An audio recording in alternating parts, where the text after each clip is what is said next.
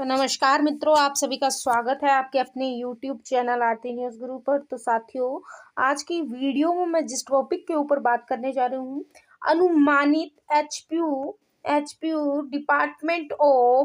Department of MA political science. HPU की जो आप सभी दोस्त, मेरे मित्र साथी जो हैं, जैसे कि आपने देखा होगा कि एंट्रेंस टेस्ट के रिजल्ट जो है वो सभी के तकरीबन पहुंच चुके हैं।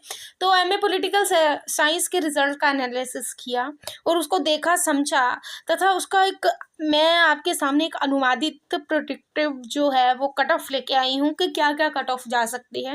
ओपन कॉल कैटेगरी की बात हो या जनरल एससी की हो, ईडब्ल्यूएस की हो, सिंगल गर्ल चाइल्ड की हो, तो मैं आपको स्टेप बाय स्टेप समझाऊंगी। सबसे पहले तो मैं आपको बताना चाहूँगी कि यदि आप एचपीयू से जो है वो एमए करना चाहते हैं पॉलिटिकल साइंस डिपार्टमेंट में या अन्य कोई भी कोर्सेज हैं, तो आपको जो है वो एचपीयू कॉल नहीं करता है।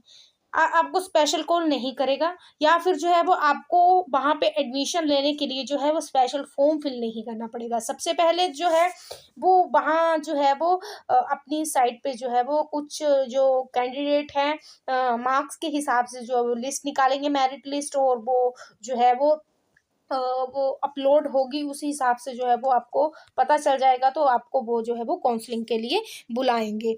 तो यदि आप अन्य कॉलेजेस में एडमिशन लेना चाहते हैं तो वहाँ उनके पोर्टल पे जाके आपको ऑनलाइन फॉर्म फिल करना होगा। तो चलिए सबसे पहले जानते हैं एचपीयू एमए पॉलिटिकल साइंस। तो यदि आप पिछले साल की कट ऑफ देखते हैं तो पिछले साल की कट ऑफ जो है वो 82 थी। कितनी थी? 82 थी पिछले साल की कट ऑफ, और इस साल की जो है वो 76 है। तो ओपन टू ऑल कैटेगरी में जो है वो 7 सीटें हैं। अगर आपने पिछले साल के एचपीयू की जो है वो देखी होगी तो उसमें 7 सीटें थी। तो इसमें पता क्या करते हैं वो, इसमें जो है वो सबसे पहले जो है वो जिन जिन जिन बच्चों के सबसे पहले मार्क्स आए हैं, सबसे ज़्यादा मार्क्स आए, उनको ऊपर रखते हैं। 76, 75, 70, 60, 66, 65 और 65। तो ये है। अब ये मैं 100% श्योर नहीं हूँ कि इन्हीं को बुलाएंगे, इन्हीं की एडमिशन होगी, क्योंकि इसमें हम भी आप देख सकते हो कि ज़रूरी नहीं कि ये लोग एचपीयू ही एडमिशन लेंगे। हो सकता है कि यानी कॉलेजेस में भी एडमिशन लेना चाहते हैं, क्योंकि अभी एंट्रेंस एग्जाम कॉमन कर दिया गया है कॉलेजों में भी एडमिशन लेने के लिए। तो यदि ये नहीं लेते हैं, फिर उसके बाद जो है वो नीचे के कैंडिडेट जो लिस्ट में होंगे उनको ऊपर बुलाया जाएगा। अब बात आ जाती है एचपीयू जर्नल की। तो इसमें जो है वो 19 सीटें होती हैं। तो इसमें जो है वो सबसे पहले 64 वाला 64। अब मैं ये 100% यहाँ पे भी श्योर नहीं हूँ कि ये लोग जर्नल वाले ही हैं, बट मार्क्स को देखते हुए मैंने इनको ऊपर रखा है। तो इतनी जो है वो जर्नल की जो है वो कट ऑफ जा सकती है मेरे अकॉर्डिंग। ये मैं नहीं कह रही हूँ कि ये एचपी ने निकाल दिया, इट्स माई अकॉर्डिंग जो है वो। ये आपको आपको आसान करने के लिए, आपकी दुविधा को हटाने के लिए जो है वो ये मैंने बताया है।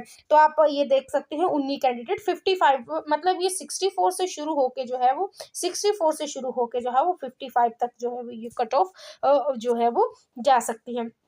उसके बाद एससी की बात करें तो 56 जो है वो एससी की जाना तय है। मतलब भी मैं कट ऑफ बता रही हूँ कि मतलब जनरल कैटेगरी की 64 से जो है वो 56 तक जा सकती है। उसके बाद जो है वो एससी की जो है वो 56 से जो है वो 55 के करीब करीब रैंक होगी। ये मैं नहीं बोलूँगी कि ये जो है वो जर्नल एससी के छात्र या विद्यार्थी हैं, परंतु ये कट ऑफ जो है वो उनकी जा सकती है। ईडब्ल्यूएस की बात करें तो 52 हो सकती है। ईडब्ल्यूएस जो है वो इकोनॉमिक व्हीकल सोसाइटी के जो लोग हैं, जर्नल वालों के लिए जो है वो इसकी ये सहूलियत है। सिंगल गर्ल चाइल्ड का अनुमान लगाना बहुत मुश्किल है। यदि हम देखें तो कम से कम 50, 51 या फिर 48 के करीब आप लगा सकते हो, लेकिन पिछले साल 2250 लिखा है, क्योंकि 2022 में इनकी कट ऑफ जो है वो 50 गई है। तो आप इस हिसाब से लगा सकते हो कि कम से कम 50 या इससे नीचे नीचे तक जो है वो सिंगल गर्ल चाइल्ड की रहनी चाहिए। तो आई होप कि आपको जो है वो ये कट ऑफ जो है वो समझ आ गई हो, कैसे कौन सी जा सकती है। ये अनुमानित कट ऑफ है, ये जो है वो अनुमानित है, ये कोई प्रमाणित नहीं है कि हाँ ये इतनी ही जाएगी। अगर हमारा अनुमान सही हो जाता है तो आपके लिए सहूलियत होगी और इतनी ही जानी चाहिए इतनी एनालिसिस के बाद। और ये मैं बात आपको पहले बता दूं कि एचपीयू में एडमिशन लेने के लिए स्पेशल फॉर्म फिल नहीं करना होगा। जो जो बच्चे जो हैं वो जो विद्यार्थी जिनके मार्क्स ज़्यादा हैं या को मार्क्स ज़्यादा है उनको पहले मौका दिया जाएगा, उसके बाद दूसरी सेकंड मेरिट लिस्ट निकलेगी। जो सीटें रह गई हैं, जो कई विद्यार्थी नहीं जाते हैं, कई अपने ही सराउंडिंग एरिया में जो है वो कॉलेजेस में पढ़ते हैं, लेकिन एंट्रेंस एग्ज़ाम कंपलसरी बताया हुआ है तो इसके लिए जो है वो एंट्रेंस एग्ज़ाम देते हैं।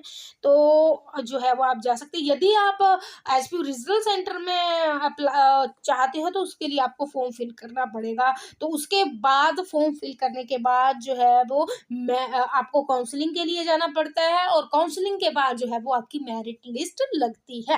मेरिट लिस्ट 3 बिहार में मेरिट लिस्ट आएगी, तीनों में नहीं भरा जाएगा, सीटें पूरी नहीं होंगी तो जो है वो उसके बाद आपको जो है वो और लिस्ट जो है वो रीजनल सेंटर निकालता है। तो रीजनल सेंटर के आप वीडियोस चाहिए तो आप कमेंट सेक्शन में बता सकते हो। कौन कौन से कॉलेजेस में कौन कौन से कोर्सेज अवेलेबल है, उससे रिलेटेड आपको चाहिए तो कमेंट सेक्शन में बता दीजिए। वीडियो कैसी लगी, ज़्यादा से ज़्यादा वीडियो शेयर करें ताकि आपके दोस्तों को भी उसकी जानकारी मिले। और अन्य किसी पर चाहते हैं तो कमेंट सेक्शन में बताएं। इसी के साथ बहुत बहुत धन्यवाद।